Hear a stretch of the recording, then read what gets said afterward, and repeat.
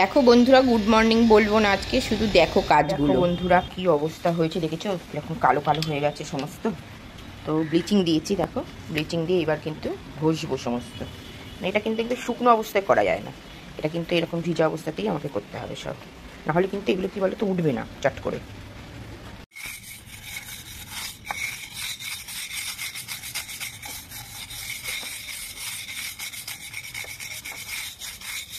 দেখেছো ঝপঝপ করে বৃষ্টি করছে, কিন্তু এগুলো বৃষ্টির মধ্যেই করতে হবে আমাকে।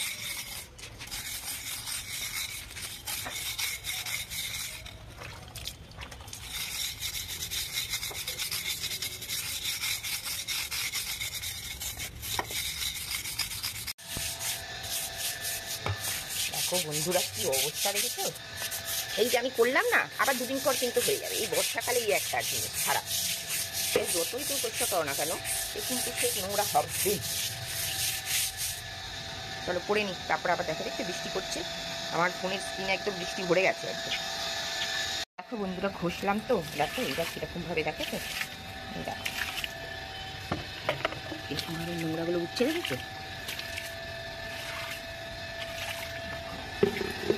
কি অবস্থা।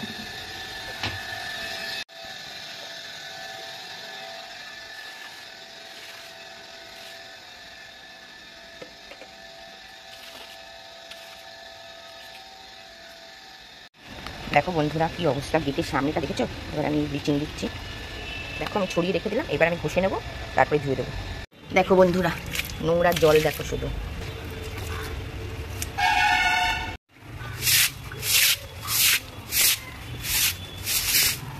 কি অবস্থা।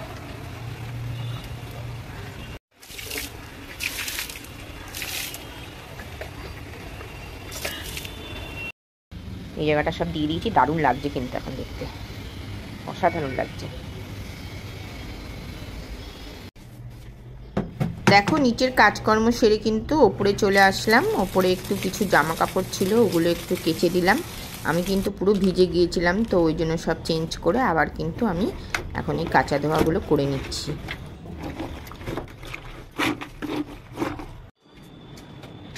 দেখো একটু রোদের দেখা মিলল, অবশেষে থামলো বৃষ্টিটা।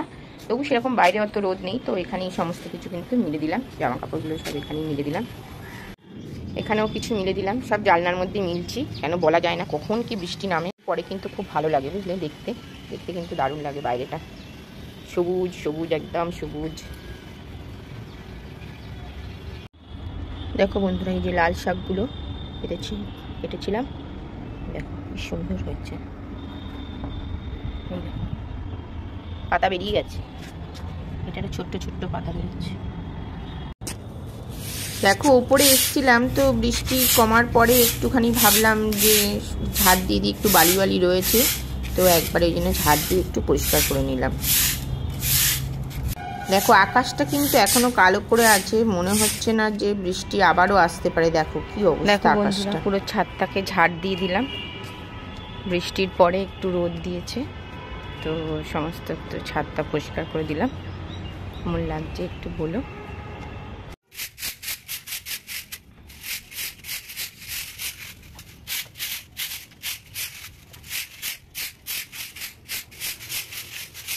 বন্ধুরা সব ঝাড় দিয়ে পরিষ্কার করে নিলাম, আজকে আর ধোয়ালাম না, এই সমস্ত ঝাড় দিয়ে দিলাম, সব পরিষ্কার হয়ে গেল।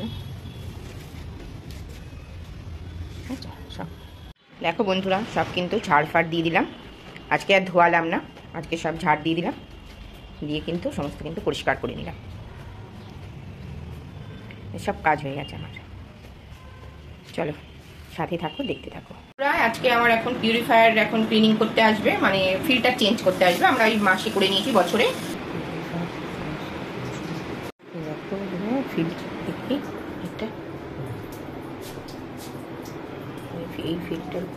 বলছি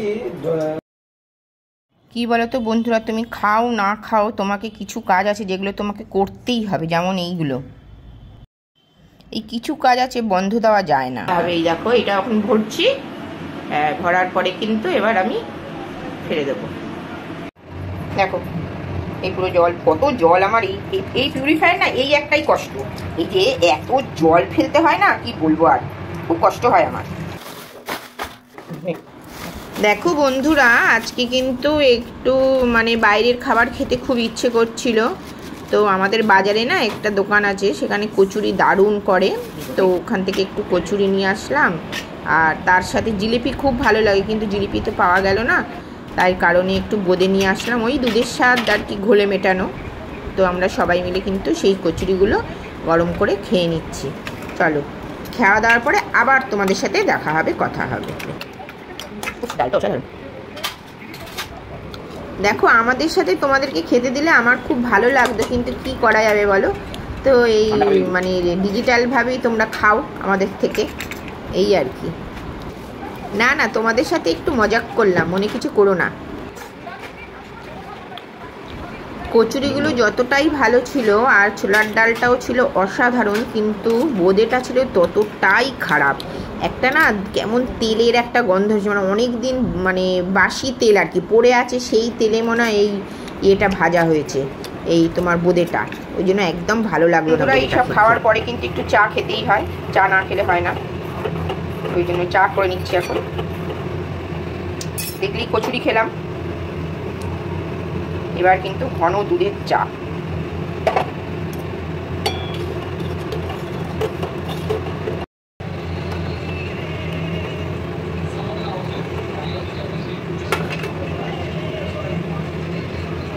দুধ চা দেখবে যত একটু বেশি ফুটবে না, তত টেস্ট বেশি হবে। চা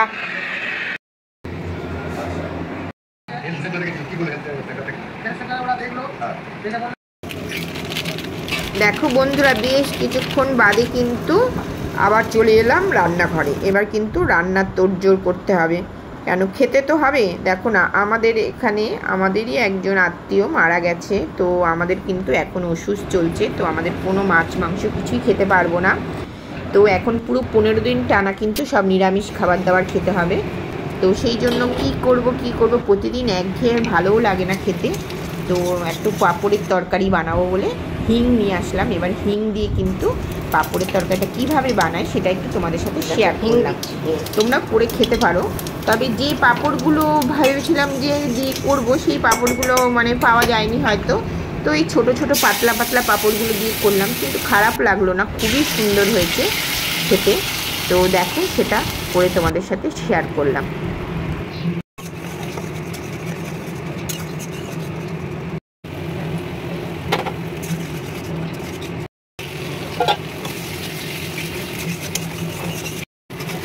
একটু সয়াবিন ছিল, সেই সয়াবিনও দিয়ে দিলাম যাতে তরকারিটা একটু বাড়ে।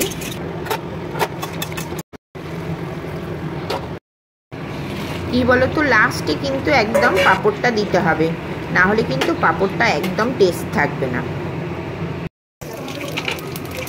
দেখো বন্ধুরা, এখন কিন্তু আমরা কিন্তু অন্য কোনো ডাল খেতে পারবো না, সব কিন্তু এখন মটর ডাল, মুগ ডাল, এইসবই ডাল, ছোলার ডাল, এরকম ধরনের ডালই খেতে পারবো। তো আর পাঁপড় ভেজে নিলাম, তার সাথে একটু সাবুর পাঁপড়। তো সেই দিয়ে আজকে আমরা দুপুরবেলা খাওয়া দাওয়াটা খেয়ে নেব। চলো, একেবারে খাবার টেবিলে তোমাদের সাথে আবার দেখা হলো। দেখো, আমরা এই দিয়ে যা যা করেছি, নিরামিষ রান্না কি আর করবো বলো, এই দিয়ে এখন কিন্তু খেতে বসে গেলাম। তবে পাঁপড়ের তরকারিটা কিন্তু ফাটাফাটি হয়েছিল, কোনো কথা হবে না। চলো, আবার সাথে থাকো, দেখতে থাকো। দেখো, বিকেলবেলায় কিন্তু একটুখানি বাইরে বেরোলাম, দেখলাম কেমন হয়েছে। আজকে একটু পরিষ্কার করেছিলাম, তোমরা দেখলে, তো দেখলাম খুবই ভালো লাগছে, কিন্তু বেশ পরিষ্কার পরিষ্কার, তাও আরও করতে হবে। দেখো বন্ধুরা, আবার কিন্তু সেই রাত্রিবেলা চলে এলাম। রাতে কিন্তু এখন আমি ছানা খেয়ে নিচ্ছি একটু, আজকে আর দুধ খাবো না, ছানা খাচ্ছি, আর আসিনি এর মধ্যে আর। চলো, আজকের মতন ভিডিওটা এখানেই শেষ করলাম। তোমরা সুস্থ থেকো, ভালো থেকো, গুড নাইট, টাটা। আবার নেক্সট ভিডিওর সাথে দেখা হবে।